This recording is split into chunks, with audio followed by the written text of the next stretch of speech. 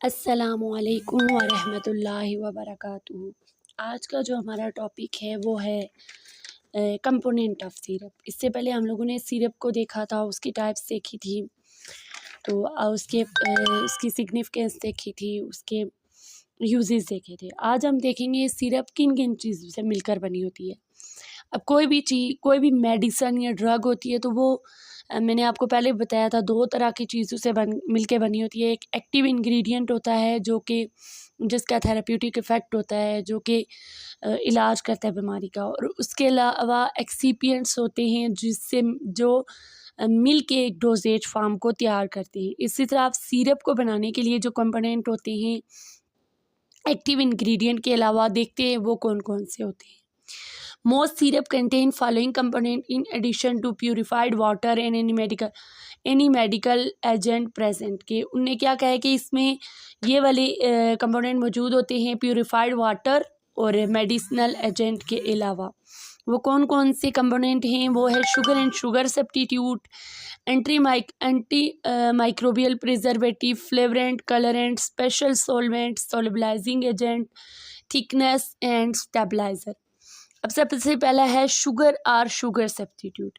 अब देखिए, अगर हम कोई सिरप बना रहे हैं तो उसमें हम जो एक्टिव इंग्रेडिएंट डालते हैं उसका वो बिटर भी हो सकता है, उसका गंदा सा टेस्ट भी हो सकता है। तो उसको हम उसमें मिठास लाने के लिए, उसको मीठा बनाने के लिए उसमें क्या डालते हैं? शुगर या शुगर सब्स्टिट्यूट डालते हैं। अब sucrose is the sugar most frequently employed in syrup. Syrup में सबसे ज़्यादा यूज़ होने वाला शुगर सुक्रोज है, और ये MCQs के लिए भी आपने याद रखना है।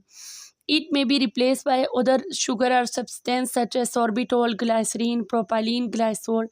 अब इसको दूसरे शुगर सब्स्टिट्यूट से भी रिप्लेस किया जा सकता है, जैसे सोर्बिटोल है, ग्लाइसरीन है, प्रोपाइलिन ग्लाइसोल है। इनको भी एज आ शुगर सब्स्टिट्यूट हमें इसमें डाल सकते हैं।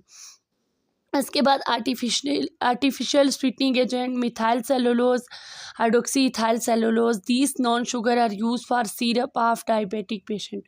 जो डायबिटिक पेशेंट होते हैं उनके लिए जो सिरप बनाती है उनमें हम शुगर या सुक्रोज नहीं डालते, उसमें हम आर्टिफिशियल स्वीटनिंग एजेंट डालते हैं। जो कौन कौन से, ये भी आपने MCQs के लिए याद रखना है। Methyl cellulose, hydroxy ethyl cellulose.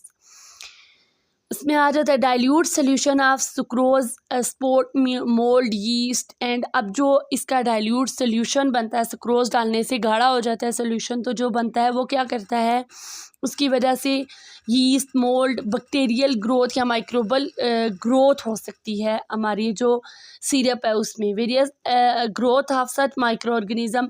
लेकिन हम उनकी ग्रोथ को रोक सकते हैं, माइक्रो ऑर्गेनिज्म की। कैसे रोक सकते हैं? बाय अगर हम सुक्रोज की कंसंट्रेशन कितनी कर दें, 65%। अगर हम सुक्रोज डालेंगे किसी भी सिरप में तो उसमें क्या होगा, उसमें वो खुद एज आ एंटी माइक्रोबियल एजेंट यूज़ होगा और वो माइक्रो ऑर्गेनिज्म की ग्रोथ को रोकेगा। लेकिन इससे क्या होगा कि अगर हम 65 से ज़्यादा डालेंगे तो वो बहुत सेचुरेटेड सोल्यूशन बन जाएगा और क्रिस्टल से बन जाएंगे। तो सुक्रोज की हम कितनी डाल सकते हैं? 65% हम उसमें सुक्रोज डाल सकते हैं, ये भी आपको पता होना चाहिए। Sucrose and other sugar give proper. अब ये सुक्रोज कोई भी आप बनाएं, पानी और चीनी को मिक्स करें तो आप देखेंगे वो गाढ़ा सा विस्कस सा सोल्यूशन बन जाएगा। तो सुक्रोज उसमें क्या करता है, विस्कोसिटी पैदा करता है और उसमें स्वीटनिंग फॉर्मुलेशन में स्वीटनिंग एज अ स्वीटनेस के तौर पर यूज़ होता है। सिरप कंटेन, अब एक सिरप में कितना सुक्रोज हो सकता है? 60 से 80% तक सुक्रोज हो सकता है, ये भी आपको पता होना चाहिए। Anti microbial preservative. अब और दूसरी चीज़ अब जो हम इसमें ऐड करते हैं कि माइक्रो ऑर्गेनिज्म से बचाव के लिए, महफूज रखने के लिए सिरप को, उसमें क्या क्या ऐड करते हैं। तो सबसे पहली चीज़ पीछे भी मैं बता चुकी हूँ कि सुक्रोज की concentration as a anti microbial use होती है, क्योंकि ये क्या करती है, ये माइक्रोब्स पे ऑस्मोटिक प्रेशर डालती है और उससे सारा पानी खींच लेती है और उनको डिहाइड्रेट कर देती है, जिसकी वजह से माइक्रो ऑर्गेनिज्म की ग्रोथ नहीं होती। उसके अलावा जो प्रिजर्वेटिव हम यूज़ करते हैं उनमें बेंजोइक एसिड है जो 0.1 से 0.2% है, और सोडियम बेंजोएट है। उसके अलावा various combination of methyl, propylene, butyl, paraben, totally about 0.1%। ये एंटी माइक्रोबियल प्रिजर्वेटिव यूज़ करते हैं ताकि हम अपने सिरप को माइक्रो ऑर्गेनिज्म से महफूज रख सकते हैं। उसके बाद फ्लेवरेंट। फ्लेवरेंट हम उसमें जायके के लिए, ताकि जो एक्टिव इंग्रेडिएंट होता है उनका जायका बिटर होता है, गंदा सा होता है कुछ, वो पीने के इस तरह हम पी नहीं सकते अगर हम उसको खाली रखेंगे, इसलिए हम उसमें डिफरेंट फ्लेवरिंग एजेंट डालते हैं। अब वो most syrup are flavour with synthetic flavourant. अब जो फ्लेवरिंग एजेंट होते हैं वो सिंथेटिक भी हो सकते हैं, खुद भी बनाए हुए हो सकते हैं, या फिर नेचुरली भी हो सकते हैं, मटेरियल से भी बनाए जा सकते हैं। To render the syrup pleasant testing, ताकि उसकी जो सिरप की टेस्ट है उसको प्लीजेंट बनाया जा सकती है, खुशगवार बनाया जा सके। Such as volatile oil, vanillin, ये एज अ फ्लेवरेंट हम डालते हैं। उसके बाद कलरिंग, उसकी अपील को, उसकी अपेयरेंस को अच्छा बनाने के लिए हम उसमें क्या करते हैं, कलर ऐड करते हैं। A colouring agent is generally use which को रिलेट विद। अब जो कलरिंग एजेंट होता है वो उसी फ्लेवरिंग एजेंट के मुताबिक बनाए। जैसे अगर कोई सिरप, अगर उसमें हम फ्लेवर उसका चॉकलेट होगा तो उसमें कलर भी चॉकलेट का ब्राउन ही होगा। अगर उसमें फ्लेवर पुदीने का, मिंट का होगा, जैसे गैस की ये मेडिसिन होती है, तो उसका कलर भी ग्रीन ही होगा। तो हम जो कलरिंग एजेंट होते हैं वो फ्लेवरिंग एजेंट से रिलेटेड ही डालते हैं। अब वो कलर कैसा होना चाहिए, कलर शुड बी, जो कलर हम यूज़ करते हैं सिरप में, वाटर सोल्यूबल होना चाहिए, वाटर में हाल होना चाहिए, नॉन रिएक्टिव विद जो बाकी कंपोनेंट डाले हुए होते हैं सिरप में उनके साथ उसको रिएक्ट नहीं करना चाहिए, ऐसा होना चाहिए वो, कि वो उनके साथ नॉन रिएक्टिव हो। Colour stable at pH range and under light, और पीएच के साथ वो कलर स्टेबल रहना चाहिए। उसके बाद मिसलेनियस का मतलब है इसके अलावा और कौन कौन से कंपोनेंट डाल सकते हैं।